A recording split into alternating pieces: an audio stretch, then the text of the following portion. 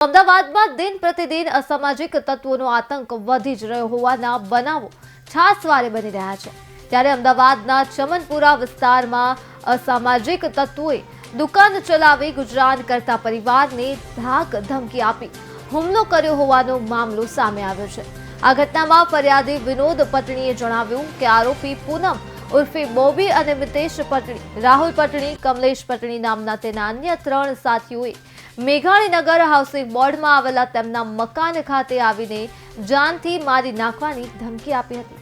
ત્યારે આ અંગે વિનોદ પટણીના પરિવારે મેઘાણીનગર પોલીસ સ્ટેશન ખાતે ફરિયાદ નોંધાવી હતી।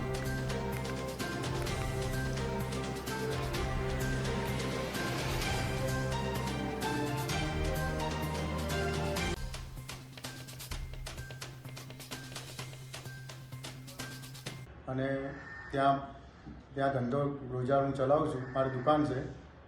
ત્યાં પણ સામાવાળો પૂનમભાઈ પટની ઉર્ફે બોબી તે મારી બાજુમાં રહેવા આવ્યો। તે ત્યાં ચમનપુરા પતરાવાળી ચાલીમાં રહેતો હતો। તેને મકાનો પડી ગયા એટલે મારી બાજુમાં ત્યાં આવ્યો। પછી એને મારા ધંધો ને આ બધું જોયું તો એને લાલચ ઉભરી, એટલે કે તારું મકાન ને દુકાન મને આપી દે, નહીં તો તને જાનથી મારી નાખીશ। નહીં તો પછી મેં જાણ કરી પોલીસને, પોલીસ તપાસ કરી।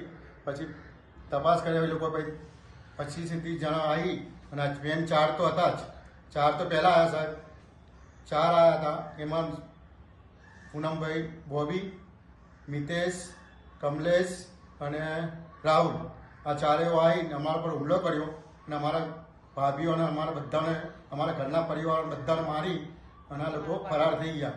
અને અમે સિવિલમાં સારવાર લીધી અને અમારી તપાસ મેઘાણીનગર પોલીસ સ્ટેશનમાં ચાલે છે, પણ એ લોકો ઓનટેક છે, હજી પકડાયા નથી।